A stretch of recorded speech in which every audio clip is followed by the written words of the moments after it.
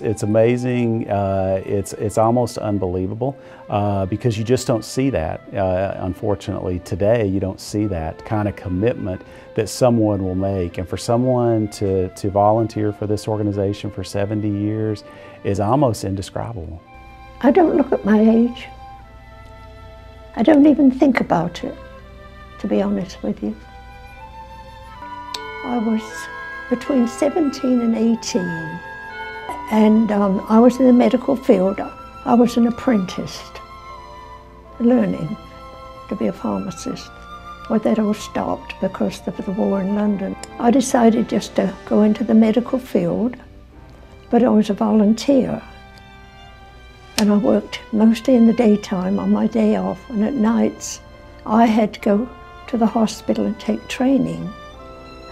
I had to receive 4 certificates before I could go into the hospital, which I did receive. And then after receiving that, I could wear you remember the kerchiefs they wore? And then I could wear my badge, which is over there on the table. And then that's how I became to be with the British Red Cross. But then in 1940, it was compulsory, mandatory, and then every woman between 17 and 44, they had to do something. I married an American soldier. We married in England. I met him in a pub, a public house, the King's Arms. I was with my brother, and for somehow he started talking to me. And then I happened to go to a dance, and he was standing at the top of the steps. When I went in, had no idea he would be there. That's when we started talking. He couldn't dance, but I could, so he would stand there and watch me. And then from then on, we would have these dates, and I dated him about 11 months, 12 months. I still like blood services, I don't know why. But I've done chair, I've done disaster, I have all my little certificates there. I even was an instructor with vital signs. She's known in the community as the Red Cross lady. And so I'm sure when they call in, they know that they're going, if there's any way possible, that they will be helped within any measure that she can take, that she will go to that length to try to see that they get assisted. When you meet Miss McGowen, a lot of times when you hear blood donors that donate blood in Walker County, specifically where Miss McGowen's at, that's who they know. They don't know the nurse that comes out to collect their blood. They know Miss McGowen because she's the one that they see and she's the one that they relate back to. And she is the consistency when it comes to blood donations in Walker County. Like at Christmas, for instance, we had a fire family that had several children, and she bought Christmas for those kids.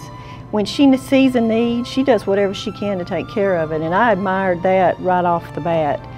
She's very effective in her work, and she'll call people and make arrangements for people. Whatever it takes, that's what she does. Our county has been blessed by having her as a volunteer that would recruit others, and whatever she undertakes, she's dedicated to getting the job done, and she's just the kind of person you need when you're trying to get volunteers to work.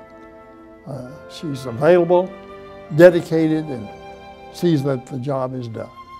I don't think I have ever met a person that had a greater passion for volunteer service than Cynthia McGowen. That having watched her over the years and seeing her zeal for our blood drives and holding people accountable for helping and promoting the blood drives, and just pulling herself out in that effort, and coming here to board meetings to report the results, promoting blood drives, just a tremendous person, and you could just tell that she's truly doing it from the heart. Walker County Chapter House, I can say, hardly ever turns anyone away. We go to the limit trying to help them, making phone calls, helping them with furniture. It's wonderful, I love it. She has a heart for others and compassion that is unsurpassed, that I have never seen in anyone else. She always looks for the good in people, even when there's situations that she doesn't judge. She tries to find the good in a person and helps them from that standpoint. I was working the front desk, and I always go up and ask them how I can help them. And he couldn't hardly talk for crying. He was homeless, and he had walked from Thursday to Monday to Sunday. And he came in and was wanting food.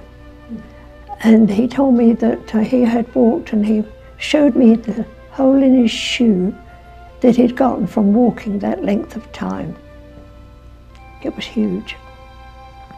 So then that's when we helped him with food and sent him to a motel. And I don't know from then on what happened. He's still on my prayer list.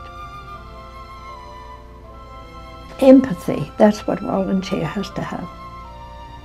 You have to put yourself in that person's place. You have to. If a person would just commit themselves and do things like that, they would get such a blessing.